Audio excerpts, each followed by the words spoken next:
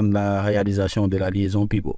On va commencer donc par le principe en rappelant le principe de la liaison pivot sur lequel on va se baser pour faire le guidage en rotation. Ensuite, nous allons vous présenter quelques solutions qui permettent de réaliser un guidage en rotation. Ici, c'est un guidage par contact direct, un guidage par coussinet, un guidage par utilisation de roulement et un guidage par palier hydrodynamique ici.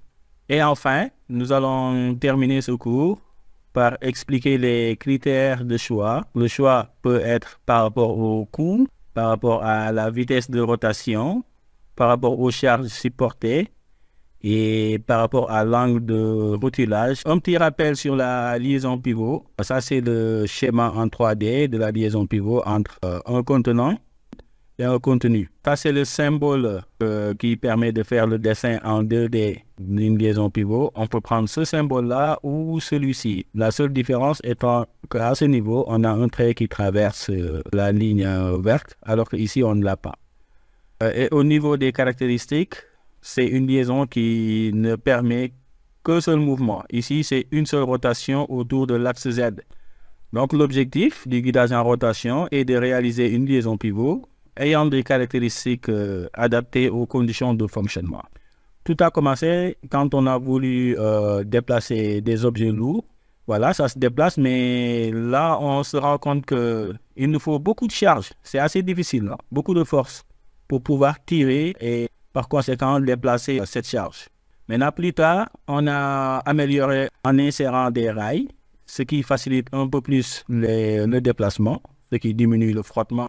Également, on peut rajouter de l'huile, un film d'huile, pour faciliter encore le glissement, donc diminution du frottement toujours. Et finalement, à interposer des rondins de bois. Hein. Avec cette solution, il nous faut beaucoup moins de force pour pouvoir déplacer la charge. Avec tout ceci, on avait découvert tous les principes qui permettent de réaliser une liaison pivot. Mais ce que l'on constate, c'est que les pertes par frottement sont largement plus importantes que les pertes liées à la résistance au roulement. Pour une liaison pivot, il nous faut un axe et une roue. Alors ça, c'est la première solution que l'on va avoir. C'est la solution par contact direct. L'inconvénient, c'est qu'il y a beaucoup de frottement. On peut l'améliorer en changeant la nature des matériaux en contact. Ici, on a l'axe. On interpose un autre élément qu'on va voir tout à l'heure, qu'on appelle un coussinet. On va avoir une vitesse un peu plus importante que la solution précédente et moins de frottement. On peut encore améliorer tout ça en utilisant le principe, cette fois-ci, des éléments roulants. Donc, le principe des roulements. Ça, cet élément-là, c'est ce qu'on appelle un roulement. On en a deux ici. Là, on a l'axe. On interpose deux roulements par rapport à l'alésage. Ici, on a l'exemple de deux surfaces cylindriques, un contact cylindre sur cylindre. Et une des pièces doit tourner. Ça peut être la pièce rouge ou bien celle-là avec la couleur un peu violette. Voilà. Donc, avec ceci, on peut tourner. Le guidage, il est par contact direct. Ça c'est un exemple pour expliquer le principe. Un autre exemple ici avec une poulie qui est guidée en rotation, mais par contact direct également. Un troisième exemple, une poupée mobile, c'est un mécanisme qu'on trouve sur une machine-outil qu'on appelle un tour mécanique. L'élément en jaune est guidé en rotation par contact direct. Donc ça, ce sont des solutions que l'on trouve dans l'industrie. Une autre solution avec un galet, hein, avec système polycourroie. En l'occurrence, c'est un galet tendeur. Hein. En dessin, en coupe, voilà ce que ça donne. Le galet, il est là en jaune, guidé au niveau de l'arbre par contact direct. L'avantage de ce type de solution, c'est la simplicité au montage et au démontage, mais également le prix, parce que ça nécessite peu de pièces. Il y a des inconvénients. Les frottements sont élevés, parce que ici on voit que le contact il est direct. Il y a du frottement, donc de l'usure finalement. Et quand il y a cette usure-là, il va falloir changer ou cette pièce ou celle-là. Ça, c'est un inconvénient avec ce type de solution. En même temps, on ne peut pas tourner plus vite. La vitesse est faible avec ce type de solution. Passons maintenant à un autre type de guidage en rotation, ce qu'on appelle le guidage par coussinet. La différence au précédent, c'est que ici, on a une bague en bronze, souvent en bronze, ça peut être en téflon aussi, ou bien avec un autre matériau. On interpose entre l'arbre et l'alésage un coussinet. Ceci, ça permet de diminuer le frottement, ça favorise donc le glissement. Avec ce type de solution, la vitesse est plus importante. L'usure qu'il devait y avoir entre l'arbre et l'alésage est reportée maintenant sur le coussinet. Donc s'il y a usure, c'est le coussinet qui va s'user en premier, il suffit juste de le changer. On a aussi un coussinet cylindrique qui est simple, un coussinet à collerette, un coussinet à tôle roulée ici.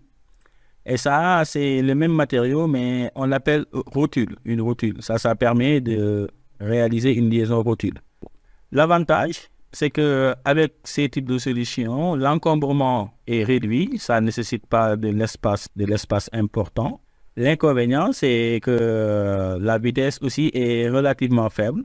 Alors, par rapport aux autres solutions, mais c'est une vitesse qui est quand même plus importante par rapport à la solution par contact direct. Voilà, on le voit ici en vue éclatée sur un système. Nous avons le dessin en coupe de cette solution qu'on a à ce niveau. Les coussinets sont dessinés comme ça avec des hachures pour représenter du bronze. L'immobilisation de la bague en bronze est assurée par un ajustement serré sur la partie tournante. On a un diamètre de 47 H7 et M6. Donc H7 pour l'alésage, donc pour cette pièce, et le M6 en minuscule pour l'arbre. L'arbre ici est représenté par le coussinet dans ce montage entre les deux pièces-là. Donc le coussinet c'est le contenu, cette pièce, le galet est un contenant. À ce niveau-là, on a du serrage, c'est-à-dire que le galet va tourner en même temps avec le coussinet ici. Là où il y a du jeu, c'est au niveau du montage de l'arbre ici par rapport au coussinet. Voilà, le coussinet est usiné avec du H7 et l'arbre est usiné avec du F7. Donc, il y a un jeu à ce niveau. Passons maintenant à la troisième solution qui utilise les roulements. Voilà un roulement. Alors, dans ce type de guidage, les surfaces cylindriques ne sont plus en contact direct. Cette partie en couleur marron avec l'arbre en couleur verte, les deux ne sont pas en contact direct. Il y a une pièce intermédiaire qu'on appelle roulement. Là, on ne parle plus de frottement, mais on parle de roulement.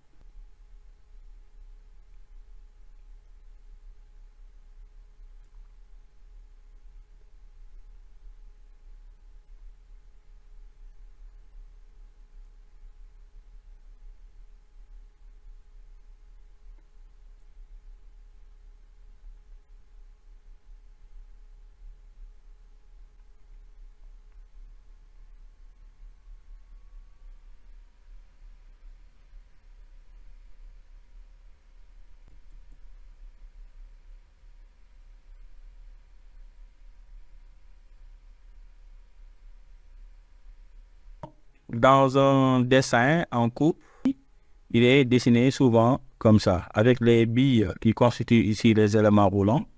Là, on a une bille, une autre ici. Cette bille-là, elle est dessinée comme ça. L'autre, elle est représentée à ce niveau. Alors, cette pièce, ça s'appelle bague intérieure. C'est ce qu'on a ici. Donc, même type de hachure. Et celle-là, c'est ce qu'on appelle la bague extérieure. Donc, des hachures à ce niveau et à ce niveau sont représentées ici. Si vous voyez quelque chose comme ça sur un dessin, sachez que c'est un roulement. Et là, c'est la version simplifiée, la représentation simplifiée d'un roulement pour représenter toute cette partie. Sur un dessin d'ensemble, c'est exactement ce mécanisme-là qui est dessiné ici. Là, on voit bien les deux roulements qui sont entre l'alésage, cette pièce, et l'arbre qu'on a ici, la pièce numéro 2. Dernière solution, cette fois-ci, on va parler de ce qu'on appelle les paliers hydrodynamiques. Ici, le contact entre l'arbre qu'on a en couleur verte ici et le palier en couleur rouge est quasiment néant. Il n'y a pratiquement pas de contact entre ces deux-là. On a mis entre les deux de l'huile sous pression. Là, on voit bien l'arrivée de l'huile ici, aux 4 points qu'on a à ce niveau. L'huile constitue l'élément intermédiaire ici entre l'arbre et l'alésage pour ce type de solution. Donc là, c'est l'huile en fait qui joue le rôle de roulement. L'avantage, on a également un rendement élevé et la réduction des vibrations. Voilà, on a l'exemple ici utilisant ce type de guidage sur une exploitation minière de Sabodala. C'est une usine qui fait l'exploitation de l'or au Sénégal. Voilà, donc ces gros tambours qu'on a ici sont guidés en rotation avec ce type de solution. Un exemple ici, alors cette fois-ci, ce n'est pas un palier hydrodynamique, hein, mais c'est un palier qui fonctionne plutôt avec de l'air comprimé. À la place de l'huile ici, on a plutôt de l'air. Avec ce type de système, on peut aller jusqu'à des vitesses de 500 000 tours par minute. On l'utilise très souvent dans l'industrie de la médecine, l'industrie dentaire. Parlons maintenant des critères de choix de solutions parmi celles qu'on vient de vous présenter. Alors, tout cela dépend de plusieurs critères. Par exemple, ça peut être lié au coût. Critères d'argent, critères de coût. Ça peut être lié à la vitesse de rotation. Également des efforts rencontrés, hein, des efforts qui se composent de deux catégories. Ça peut être un effort axial, un effort suivant l'axe, ou bien un effort radial. Donc un effort qui est normal à l'axe. Comme ici, on a FR qui est perpendiculaire à l'axe, ça peut être l'axe de roulement. Ça peut être lié aussi à un critère qu'on peut appeler l'angle de rotulage. On voit ici que les deux paliers sont bien alignés. On peut avoir des systèmes pour lesquels on est obligé d'avoir un décalage angulaire au niveau des deux paliers. Sans oublier les critères liés à la durée de vie, au milieu ambiant, ça peut être un milieu poussiéreux ou avec de l'humidité ou même au niveau des températures. Ça peut être lié aussi à l'encombrement comme un critère de choix. Également les chocs et les vibrations. Des critères liés à la maintenance, hein, le montage et l'entretien, etc. Alors, si on se penche maintenant sur le critère coût, en termes de coût, le roulement, il est plus cher. Voilà. Si on a à choisir entre ces deux solutions, on choisit plutôt le coussinet. Si on doit maintenant classer ces critères par rapport à la vitesse de rotation, là, on aurait pour le coussinet une vitesse maximale qui peut aller jusqu'à 2000 tours minute. Pour le roulement, on peut aller jusqu'à 10 000 tours par minute. Et ici, pour le palier hydrodynamique, jusqu'à 150 000 tours par minute. Donc là, en termes de vitesse, si on doit choisir, voilà la solution qu'on devrait privilégier. Alors, si on devait maintenant faire le classement suivant la charge acceptée, ici, charge radiale uniquement, charge axiale non acceptée. Charge axiale acceptée et pas de charge radiale.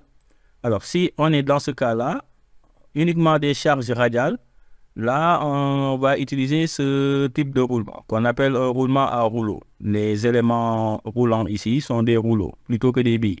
Ça, c'est pour des efforts radiaux importants et l'effort axial nul. Ça ne tolère absolument pas d'effort axial ici. L'inverse, lorsqu'on veut supporter que des efforts axiaux, on va plutôt utiliser ce qu'on appelle les butées. Et maintenant, entre les deux, pour ce roulement par exemple, là, ça peut supporter et des efforts axiaux et des efforts radiaux. Encore plus pour les roulements à rouleau conique. Si on doit choisir maintenant un critère lié à l'angle de rotulage, avec un angle quasi nul, on choisit ce type de roulement qu'on appelle des roulements à aiguille. Et si maintenant l'angle de rotulage varie entre 1 et 4 degrés, on peut utiliser ce type de roulement, des roulements à rouleau, ou bien des coussinets. Si l'angle maintenant de rotulage varie de 2 à 16 degrés, on peut prendre la solution de roulement à billes. On le voit ici pour ces deux exemples, pour ces deux solutions, on peut avoir un angle de rotulage qui peut aller jusqu'à 15 degrés. Donc un gros angle de rotulage. Dans ce cas, c'est ce type de roulement-là qu'on appelle des roulements à rouleau sphérique ou bien des rotules qu'on a ici qu'on peut utiliser. Alors généralement, ce type de solution, c'est pour réaliser des liaisons rotules.